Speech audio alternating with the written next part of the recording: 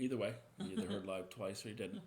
Okay, so we do this meeting. We used to do one live actually at the event, but some people weren't there, showing up late. People were playing pool. There was another round, all this stuff. So it made it difficult to get the information across to everybody and consistently. So now we do a virtual meeting. We have been doing it, but we have to update it because, as you know, Blast is now Triannuals, and some of the things have changed, so we wanted to update the video and digital guide that we post along with these events. So let's walk through it. A lot of things haven't changed, but there's some that have. All right? How do you get to Vegas? Yeah. So this weekend, or whenever you watch this, the Triannuals are the second stop to get into Vegas. And so first you're playing your weekly team play, and if you are a division winner, meaning you finish in first place in a division that has enough teams, then you will automatically go to this triannual. And if you play one round of playoffs and you win that round, then you will also advance to the triannuals. So that's where we are.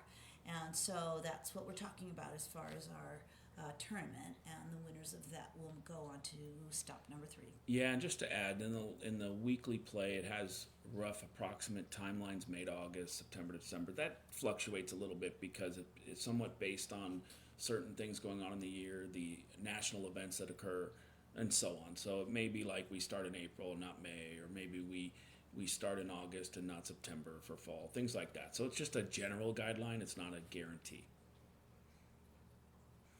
All right, so the agenda, that's actually going to be part of a link that we'll go to here in a minute, but basically the doors will open 30 minutes prior to the first match. So if you see a match starting at, 10 a.m., then the doors open at 9:30. And so that 10 a.m. is just an example. You should go to the link here, and every time we have a new triannual, we will update the information on that link. This is just to explain both Saturday. So triannuals are now Saturday, Sunday. 8-ball used to be Saturday only. 9-ball was Sunday only. Now with the additional teams and the additional rounds, we need 2 days to complete 8-ball and 2 days to complete 9-ball. So anyway, when you're here, go to the link. We're missing the virtual player meeting because we're running it right now. So we will add the link in the digital guide later. This link will be added. Right, but we're building the video now. But we'll go to the links. Oh, yeah, there we go. We'll go to the link really quick. All right, so I'm going to go in here. So this is our website, sandiego.apaleagues.com. And what we did was we went to local and regional events, triannual tournaments. So that's right. Well, that's where it takes you, right? And right. The link took you straight here. This is just the next one coming up. So this is example only.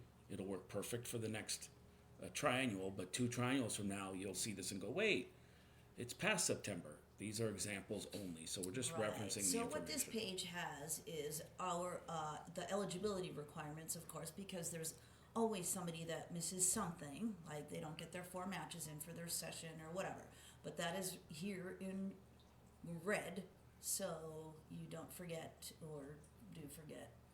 Yeah, and eligibility is everywhere. It's in the manual. It's in the bylaws. It's here on the website. We create special posts about it. So do share it with your teammates, track things, reach out if you have questions. We're happy to look at somebody and let you know to the best of our ability. Official eligibility will be when we post rosters, but we can tell you what we see. So yes, and the triannual rules are here too, which we are going to go over a lot of them in our meeting. Right. Okay, so we're back to the meeting. Okay. Agenda. All right, and 8-ball, 9-ball are the same. Similar agendas, might be more teams in one versus the other, etc. And we're going to do our best to try to get some brackets done on Sunday and sometimes on Saturday. Some teams might have to cross over. We have to work within the team numbers, the number of rounds needed, and the tables. All right, our tournament location right now is at Pockets. So, but at any of our tournament locations, of course, we want to respect our hosts. They have us here. They're keeping their tables clean and their host location clean for us. And so we have to follow their rules. And so we want to make sure we do all of these things.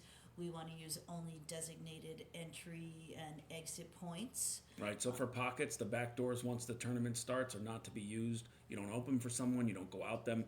They shine a sunlight into people's eyes. It's disruptive. You wouldn't want it done to you, so respect other people and don't do it. Definitely no outside food or drink.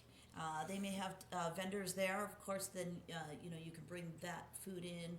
or if their kitchen is open, but you cannot bring in any outside food or drink.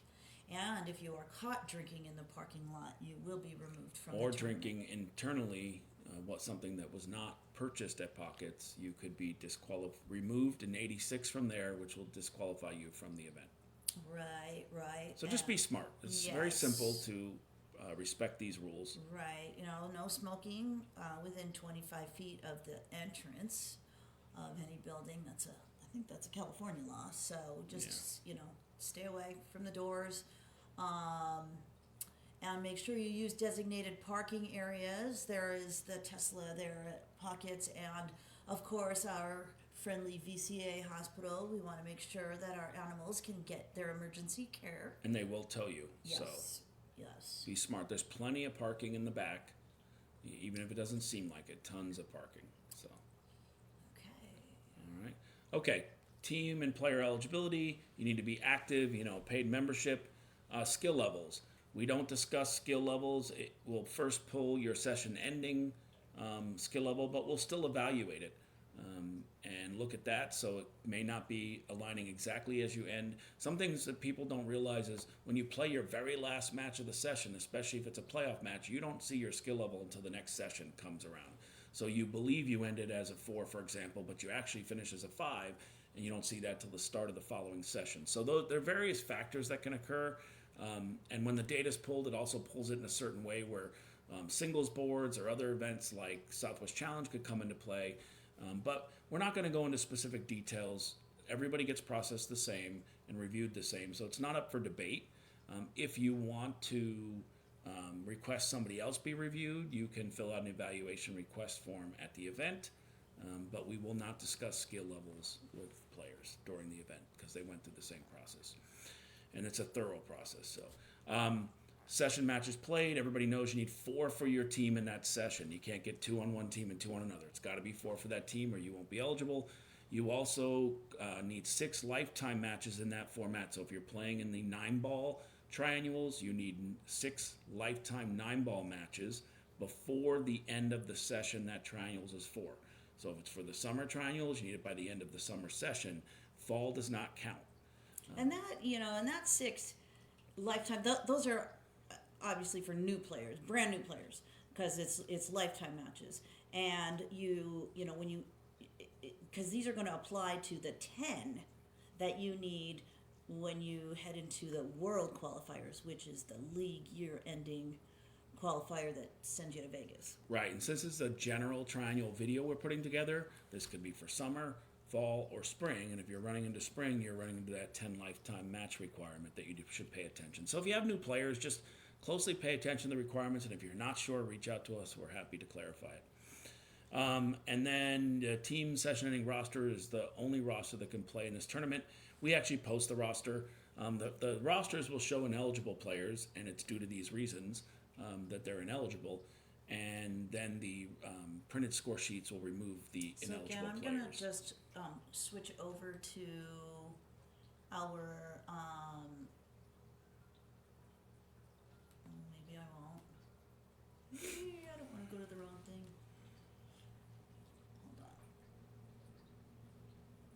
Hold on. Oh, wait, here. I was just going to go over here for a second. But this is where you're going to see the rosters, right? Right. So on our website, you will see the rosters posted here. We're going to post the brackets here too in a minute, and or whenever they're available. Again, this is It's generic. Yeah, so usually like a week before? Or So a the few days brackets we before? target about 10 days prior. The rosters are the Wednesday prior. The roster point won't change. We get as close to the event as possible. That's what APA does for national events. That's what we do locally. The brackets we're going to do a little early for this. We'll try to pull them in, but 10 days is what we shoot for. Okay. So we may do it earlier. Okay. Sorry, I just wanted to get to that threw me part off of a it. little bit, And but that's now, okay. and now I am not in my thing that I wanted to be in. Yee. 1 moment. I think the difference is when you click out of there, it knows how to go back. I think when you switch out of there. Oh, it does yeah, not. yeah. You're right. You're right. Okay, so let's make sure. Go back one. I don't know if we finished everything here. Okay, we did. Yeah, roster. We did. Okay, Just wanted to make yeah. sure. Get our rosters. And this will be the digital guide, so even you don't have to worry about it. You'll be able to click that as part of the news post as well. All right, it's a single elimination event. as you should know, but now there'll be 2 rounds. There could be 3 rounds someday. We don't know, but we will. It'll be obvious in the Depending on how brackets. big we get, because this is a big one. This is a big tournament. It's Right. a lot bigger Significantly than more our teams. normal blast. Right. Instead of going 2 rounds of playoffs, it's now only 1, which is going to add more teams in, etc. So, for the triannuals, we use the official OTM, the official team manual, and the bylaws are in play as well. Bylaws supersede the manual. If you're unclear about something, reach out. Common players, we get this asked all the time. So let me trump the first myth. If you're common on 2 teams and you're not playing each other, you're allowed to stay on both teams. That some people believe you can't play on both teams. You have to pick one. No, you do not. Not unless you meet up. If you're on Team A and Team B and they play each other, that is when you either have to choose to sit out, which allows you to move on with the winning team. Whichever one of the 2 teams wins, you get to move on with them if you sit out, which means you cannot participate in coaching and be involved in the match in any way. If either team implies you are, we will ask you to leave. Or you can declare a team. You may say, I want to play for Team B. We make sure you're off of the roster of Team A and start the match. If Team A wins, you don't get to join them back in winning. Obviously, if you're in the summer, you can get back on their fall team and so on. This is going to be a bigger impact come springtime. So keep those in mind, and we're happy to cover that in the match. The one thing you do have to care about is, you have player A, and they're on Team 5 and 7, and now Team 5, they're playing a match on Team 5. Team 7 wants to put them up. If Team 7 puts them up and doesn't realize they're playing a match, they're going to forfeit the match because you can't change your post. So You can't change your post, and you can't play on two tables at one time. that is correct. In addition, while the person is playing a match on another table, they can't give a timeout on a different table. If they're playing a match, the event cannot be held up in any way for the common player. So make sure you're aligned with your common player and ideally the other team so you're talking and you don't run into these problems, because we will be forced to take action and it won't be positive, unfortunately. Match time guidelines. We're running on a schedule, so those teams, players that are taking longer will grab the attention of our referees and officials as well as us and could lead to action. We need to move things along. But if there is a concern from a team, don't wait till the end to say, hey, they were always slow in posting, they slow players. If you tell us at the end, we have nothing we can do to help improve it. In addition, if a player is shooting slow or things are taking longer, talk to the other captain first, highlight it to them. If they don't do anything, then get a referee or official. They will time it. And if they don't, and they'll time both players, by the way. So make sure your player doesn't become the problem. But if they find it's marginal, again, guidelines are guidelines, 22 seconds, 25 seconds, nothing's going to really happen there. If instead of 20, you're taking 35, 40 for those average shots and you're taking a minute and a half or whatever, there's going to be a problem. And if the referee warns you, you could have a penalty. It is the one case where these type of penalties could lead to further action, the same as a sportsmanship penalty, which is what it sort of is. So if you got slow players, kick it into gear. If you're taking forever to post, kick it into gear so we don't have to penalize your team. And if you want a clarification, again, reach out for anything you're like, oh, I'm worried about this. And again, there won't be an excuse. My player, hey, they just had an injury. I'm sorry. It's not the way it works. It won't work this way locally or in Vegas. So you have to find a way to speed it up to avoid these concerns. Yeah, so, those sportsmanship penalties and things, it's not just a slap on the wrist in a tournament like this, because we have to keep it moving and we have to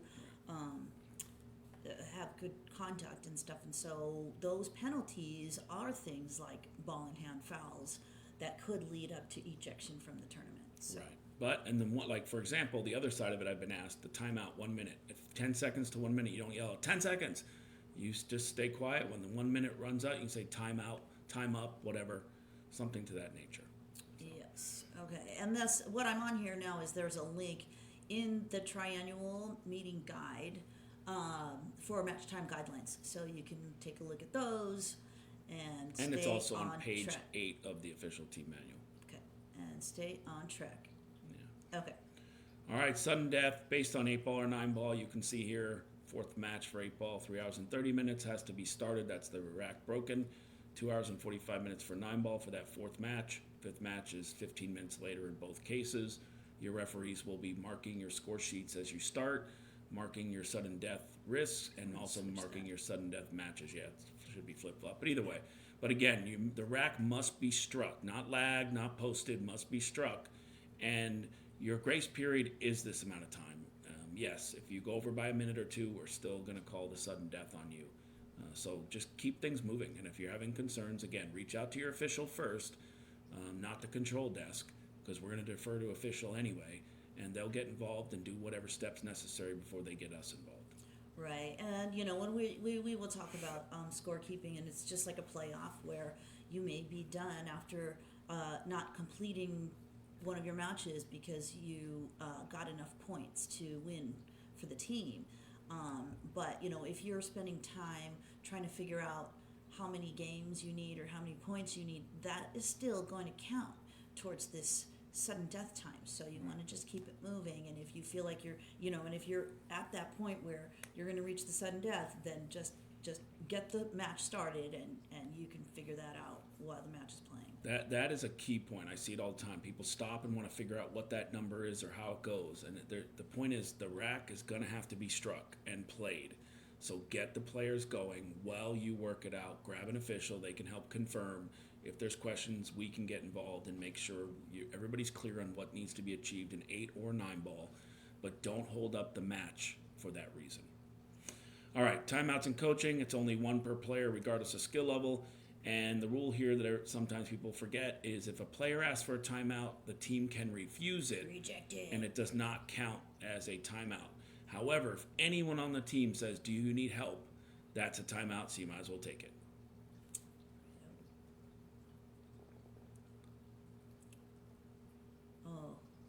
You're good now. All right, same senior skill level limit. It's the same as in regular session. You can only play 2 senior skill level players, which is a 6 and higher in both formats. Doing anything beyond that will cause forfeits and issues for your match. In playoffs and in triannuals and higher, forfeits in 8 ball are worth 3 points versus 2-0, so it's 3-0. And a forfeit in 9 ball is 20-0. So they're pretty significant to forfeit matches at these events. No earphones. This basically any Bluetooth devices you should not be using during the event. They're not permitted even if the other team's okay with it. We're not okay with it. So obviously you need hearing aids or non-electrical earplugs are allowed, but using anything else is not acceptable and it is considered a sportsmanship foul, as you should know the rules. Close hits. So we have referees, as you guys know. They help in many ways. I always say it all the time. Be nice to them because that is a big pet peeve of mine and will lead you to potential issues quickly in sportsmanship, which we'll get to shortly. So treat them with respect. Anyway, when a shot needs to be watched, don't wait till the person's down, going to shoot the shot. And also, you can't just tell a referee, watch the shot. You have to tell the person shooting, I want that shot watched. The best thing to do in 8 ball, where they might shoot different things, is say, if you're going to shoot that, I want it watched. That helps the flow and not shark somebody. In addition, you need to stop them and get the referee so the referee can come over and look at the shot. If you are calling shots to be watched that the referee deems as unnecessary, they will warn you. If you get more than one warning, that can also run into a sportsmanship foul, which we'll go to in a minute here. But again, if you have a shot watched, we see it all the time. I've seen people even look over at us, go, can you kind of indicating watch a shot? No. Even if a referee sees it, no. It has to be officially watched, which means both parties have to be aware. Practice tables are only available in the morning for that approximate 20, 30 minutes in the morning from doors open to the first match start. The rest of the tournament, tables are not available, even if they're not in play. The only exception will be once we no longer need tables, will we give them back to the host location and you can rent them. So if you're a table where a table next to you is being given back, you may want to rent the table if you don't want to deal with people next to you. Otherwise, we are certainly not going to stop the host location from renting their tables. Good sportsmanship. This one's huge. Get your people that act up, having a bad day, drinking a little too much, whatever it may be, get them under control, get them to leave even, because you will be responsible. Even guests might make it responsible. And this is what Liza referred to earlier. If you have a sportsmanship issue, it can lead to ball in hand. It could start with a warning, just so everybody's like, hey, how is this, da-da-da, and they're screaming for somebody to lose a game. We might deem it something as a warning only, but we decide what that is, and it's not up for debate. So, but it can be ball in hand, loss of game, loss of match, and even disqualification. So Someone's acting out of hand. Now, you got the player on your team. They're a little out of hand. Maybe they're drinking too much. You've tried to stop them. Come to the bar and us, and we can help you with that. And therefore, if you've included us and told us you want them to leave, we're not there to babysit them, but if you want them to leave, we can assist along with the host location in making that happen, and your team won't be as responsible for that player. But you have to do it quickly. So we don't want to penalize teams for bad moments, but we will. Yeah. This is your fun. Oh, how to keep score. So we are not yet using electronic scoring for our tournaments, but it is coming soon. Hopefully soon. Anyway, for those new players that have never kept score on paper, make sure that your players know how to keep score. So this page has a link here on how to keep score for 8-ball and 9-ball. It also has a nice video about how to recognize defensive shots. Make sure you're marking those because that's what makes our skill levels more accurate. And then, always remember that if a player is not intending to pocket a ball, no intent, that is a defense, and that's important to mark those with a little tick mark on the paper. So tournament scoring is like playoffs, where if you get to 8 points in 8-ball, the other team is not going to be able to catch up, and so you would win that match. In 9-ball, it's 51 points. However, if you're tied up, or if you have already won 3 matches, then you would need to get to 50 points. So in the case of a tie, then whoever won 3 matches would be the winner of that match. Right, and similar in 9-ball, So just keep that in mind. But this goes back to earlier. Don't try to be doing the math to hold up the match. It's important to keep going where you can. Obviously, if you have to stop because you think the final ball was made or the game was won, that's okay. But ideally, if you think it's coming, maybe you're able to figure it out on your own. Get alignment with the other team either. It's also sharking if you stop a match and it ends up not being true. Now, if you do it to your own player, then oh well. But make sure things are aligned. There's plenty of time to get this done while racks are being played. And you can grab referees to help you. They can grab us if needed. But try to work it out and make sure both teams agree on the target. Yes, and complete your innings. You got to count them. You have to count them and write them in. We'll send you back anyway. So, winners ideally bring up both score sheets. We don't take one score sheet no matter what, so don't come up with one. Make sure it's filled out completely. Even the losing team, it hurts you if you give us the wrong data. It can affect you. So make sure things are accurate. Try to clean up previous matchups in the next match if you need to. But the cleaner it is and the more accurate it is, the better it is for everybody. All right, next stop. So if you win the Triannual, then you will advance and be qualified for the World Qualifiers. And those are city championships. So you will be cities qualified, which is what we used to call it. So after your 2 rounds in the Triannual, you will be a Triannual winner and advance to World Qualifiers. Right, and you can see we're currently sending 5-8 and 5-9 ball. That should continue, maybe someday even grow and be more. Yeah. And, so that could change in this video, but it would most likely change in an upward trajectory. We would update this if needed. And we do the winning championship belt and rings. We've continued to have positive feedback on that, but we're always open to listen to teams if we need to change that out and do something different. I don't think everybody's won them yet, so I think people still want to win them. But we're open to considering that. So it's listed here as what we've been doing. If that changes due to feedback, then we would update this. All right, awards. Don't forget the following awards are ready for pickup. You can get your division-winning trophies. Remember, playoff plaques are no longer a thing with the changes. However, we are giving out Triannual awards. So that prior when you won the Blast, which is now Triannuals, you got nothing. You earned a spot in cities, which is now World Qualifiers. In this case, you'll actually win an award, each member of the team. And a payout. And a payout, of course.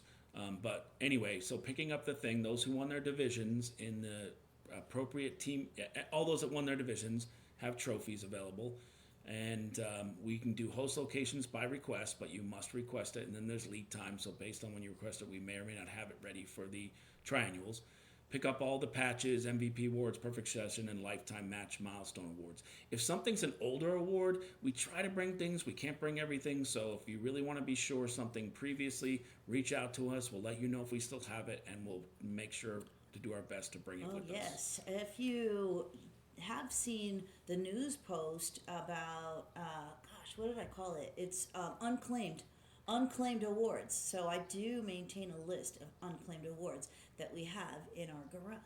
And so if you want one of those and you see your name on the list, make sure you email us so that we can bring that award to you. Yeah, now that list is accurate. Those who believe they achieved something in the past prior to us taking over the league, we do have a list from Brian and Jill that we can check, but if they implied they gave it to you, we're kind of stuck there. But you're certainly welcome to ask us. And then the other thing to highlight here is the only thing we won't have during the 8-ball event, well, 9-ball's first this year, but whatever the event is format-wise, so 9-ball, we will not have the 8-ball winning division trophies with us. We will have patches, MVPs, perfect sessions, lifetime, all that, but we will not have, for the 9-ball event, the 8-ball division winning trophies. That doesn't mean Sunday. Yeah, this is wrong. Correct. We have to. You're right, and we're getting used to this 2 days. But the idea there, the statement is really around for 9-ball we won't have 8-ball division winning trophies, and for 8-ball we won't have 9-ball division winning trophies. You have to pick them up the associated event, but you can pick up your individual patch awards, MVP, perfect session, lifetime, in 8 or 9 at both events. So Right. It's just the trophies. Right. The division winner trophies. Yes. Okay. And of course, I would love to take a picture of you guys so we can post it on our Facebook, in our Facebook photo gallery. Yes. So if you guys are ready, be camera ready too. Yeah, and we're always trying to do something a little better to be efficient, but as you know, it gets crazy between rounds, so we just ask for patience. We'll do our best to get things done and people set up to get these pictures taken and with their awards, whatever they're doing, but it might take a few minutes given the turnover per round. Good. Yep. All right. I think Is that it? covers everything, and good luck in the event. If you have questions, don't hesitate to reach out. I strongly recommend you contact us. We are the true source and the one that can be confirmed. Getting information from others is great, and there's a lot of great people that know a lot of things, but we can actually stand behind the statements we will make. So therefore, confirm with us any ruling, gray area, or questions you may have, and we're happy to answer. All right. We are under 30 minutes. Yes. All Good right. luck, everyone. Thanks, everybody. Bye.